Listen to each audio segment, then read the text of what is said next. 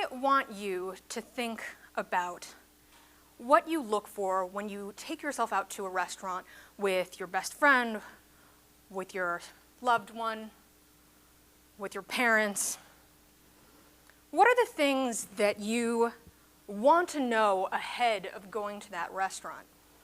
I know for me, nowadays, I'm always not only checking their menu, but I'm checking their Instagram to get a better sense of the vibe.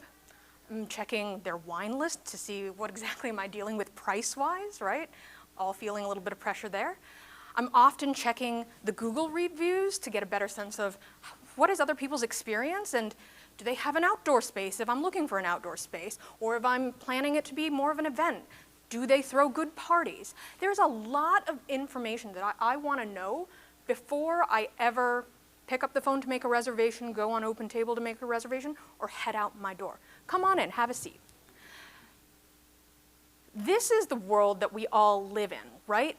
That our standards are incredibly high to take any kind of action.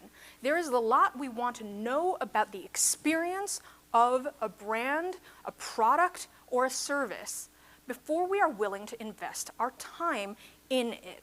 And that's because of the availability of information, right? You can feel it every day. When you go to look for a vendor, or quite frankly, my husband just spoke to a potential pediatrician for our baby, and this was yesterday evening, and I had given him a list of questions to ask the person, but quite frankly, guys, I actually already knew the answers to all of these questions because I'd gone on their website and I read their blog and I read their philosophy and I read their bios. Why? Because I'm not making an appointment with a pediatrician for an hour of my life without actually knowing whether or not I want to go to them, right? It's not just me, it's all of you, it's all of our customers. They are not going to reach out until they know what the experience is likely going to be like.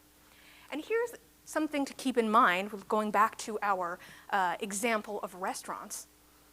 For younger people, Gen Z and millennials, they are 99% more likely to rely on social media and online reviews than Gen X and boomers.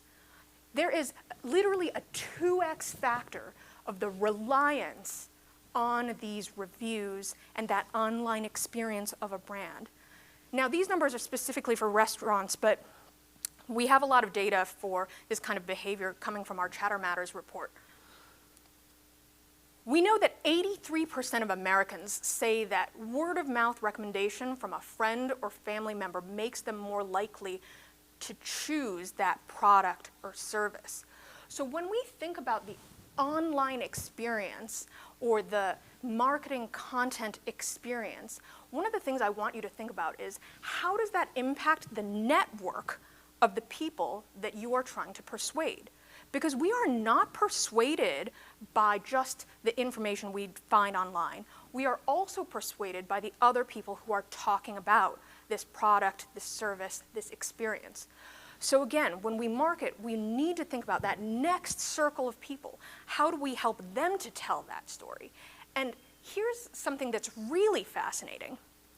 Half of Gen Z and 41% of millennials have made a recommendation having overheard someone praise the product, service, brand, or company. You can think about these as secondhand reviews, right? Oh, my friend said that they had a really good experience at that restaurant. One of my colleagues mentioned that they've worked with that company before. One of our competitors mentioned in a talk that they've used that vendor before. It's not even their direct experience, and they're sharing it with you. That is how powerful these circles of influence are. So I bring this up when it comes to this idea of putting experience at the center of marketing, because the key takeaway is that our customers' time is limited.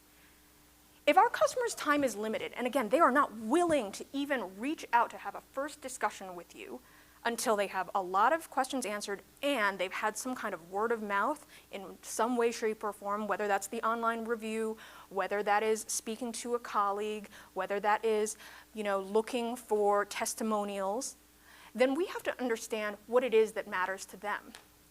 So I think that this leads us to something very important. We need to shift from customer journey mapping, this idea of how do we map the customer to our processes and our products and how we operate, to what Jean Bliss, who is the godmother of customer experience, what she calls customer goal mapping. And what does Jean mean by customer goal mapping?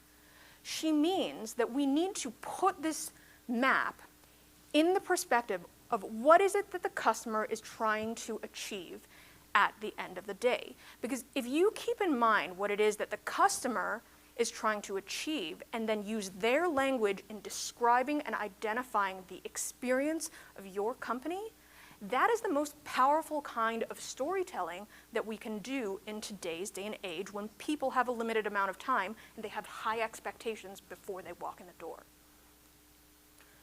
So I want you to ask first, what are your customers' goals? When I'm taking myself out to a restaurant, quite frankly, I'm not just doing it to eat a meal, right? I'm trying to have a nice date night with my husband. I'm trying to entertain my friends or family. You know, I want to relax and have an experience that I can't produce in my house where, quite frankly, I'd consider myself a pretty good cook. So, you know, I have to be convinced to go out in the first place, right? It has to be something that's memorable. And quite frankly, if I don't do this so much, but if you're like my mother, one of the reasons that you're going out to a restaurant is because you want to take beautiful photos of food. So, if you don't have in mind what are the things that your customer is going to look for, but then also talk about in that experience, then you cannot describe it. So how should we put customer experience at the center of marketing? I think you can first start with those customer goals, right? What is it that your customer is trying to achieve when they are interacting with a brand like you? And second of all, I think it's very, very, very important to understand what are your strengths in terms of experience. Is it onboarding? Is it the product or the ease of use? Is it the way that we personalize? Is it our depth of knowledge or our ability to support? Is it our community, the people that we facilitate around the product that we offer or the service that we offer? Or is it something else? Identify what are the strengths in your experience so that you can, again, start to build out what are the key tenets of storytelling that you want to engage with.